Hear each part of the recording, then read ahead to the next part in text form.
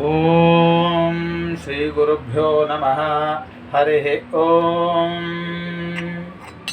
గణానాం త్వా గణపతిగుం హవామహే కవిం కవీనాముపమశ్రవస్తమం.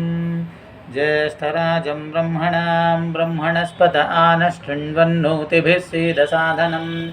श्रीमहागणाधिपतये नमः. प्रणो देवी सरस्वती वाजभिर्वाजिनीवती धीनामभित्र्यवतु. वाग्देव्यै नमः. ॐ तच्छंयोरावृणीमहे गातु यज्ञाय गातु यज्ञपतये. दैवी स्वस्तिरस्तु नः स्वस्तिर्मानुषेभ्यः. ऊर्ध्वञ्जिगातु भेषजं शन्नो अस्तु द्विपदे शं चतुष्पदे. ओम शांति शांति शांति. ओम सहस्रशीर्षा पुरुषः सहस्राक्षः सहस्रपात् स भूमिं विश्वतो वृत्वा अत्यतिष्ठद्दशाङ्गुलं. पुरुष एवेदगं सर्वं यद्भूतं यच्च भव्यम् उतामृतत्वस्येषानः यदन्नेनातिरोहति. एतावानस्य महिमा अतो ज्यायागश्च पूरुषः. पादोऽस्य विश्वाभूतानि त्रिपादस्यामृतं दिवि. त्रिपादोर्ध्व उदयत्पुरुषः पादोऽस्येहाभवात् पुनः. ततो विश्वं व्यक्रामत् शासनानशने अभि. तस्माद्विराडजायत विराजो अधिपुरुषः. स जातो अत्यरिच्यत पश्चाद्भूमिमथो पुरः. यत्पुरुषेण हविषाः देवा यज्ञमतन्वत. वसन्तो अस्यासीदाज्यं ग्रीष्म इद्मः शरद्धविः.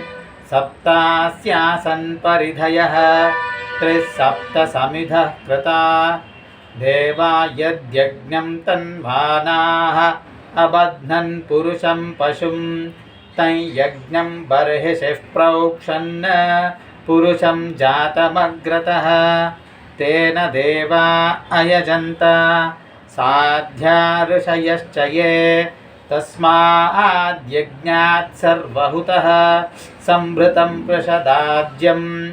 पशोगस्तागश्चक्रे वायव्यान् आरण्यान् ग्राम्याश्च ये.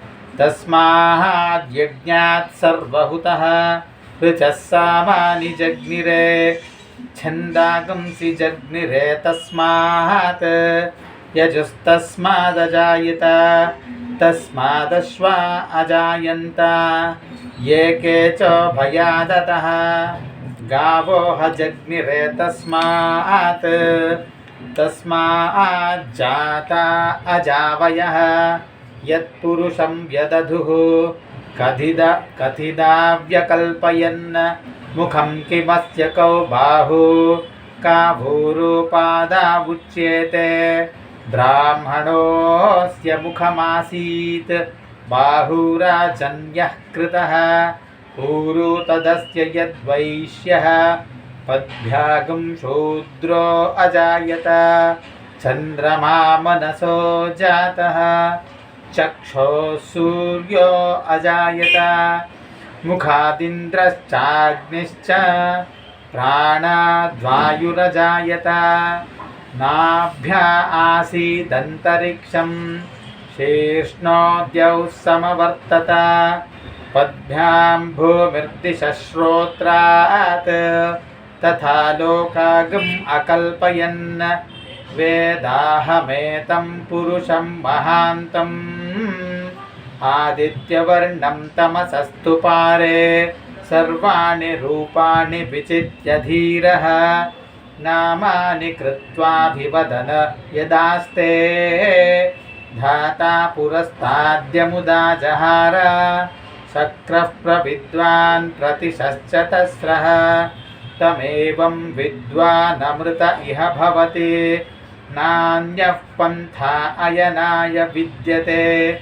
यज्ञेन यज्ञमयजन्त देवाः तानि धर्माणि प्रथमान्यासन् ते हनाकं महिमानः सचन्ते यत्र पूर्वे साध्याः सन्ति देवाः अद्यः सम्भूतः पृथिव्यैरसाच्च विश्वकर्मणः समवर्तताधि तस्य त्वष्टा विदधद्रूपमेति तत्पुरुषस्य विश्वमाजानमग्रे वेदाहमेतं पुरुषं महान्तम् आदित्यवर्णं तमसः परस्तात् तमेवं विद्वानमृत इह भवति नान्यः पन्था विद्यते यनाय प्रजापतिश्चरति गर्भे अन्तः अजायमानो बहुधा विजायते तस्य धीराः परिजानन्ति योनिं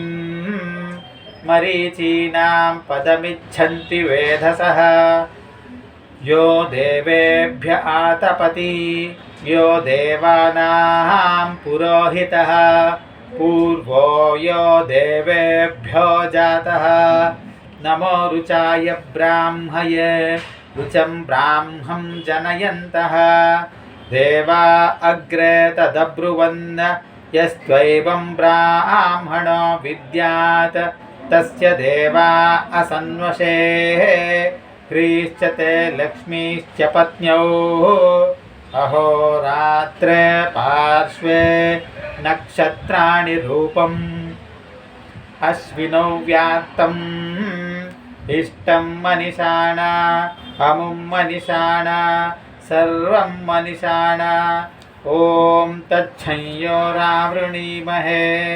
गातुं यज्ञाय गातुं यज्ञपतये दैवी स्वस्तिरस्तु नः स्वस्तिर्मानुषेभ्यः ऊर्ध्वं जिगातु भेषजं शन्नो अस्तु द्विपदे शं चतुष्पदे ॐ शान्तिः शान्तिः शान्तिः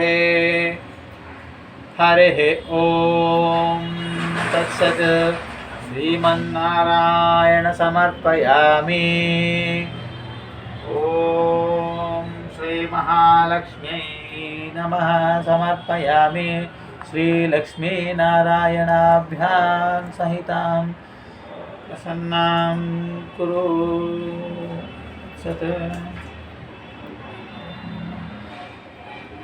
ॐ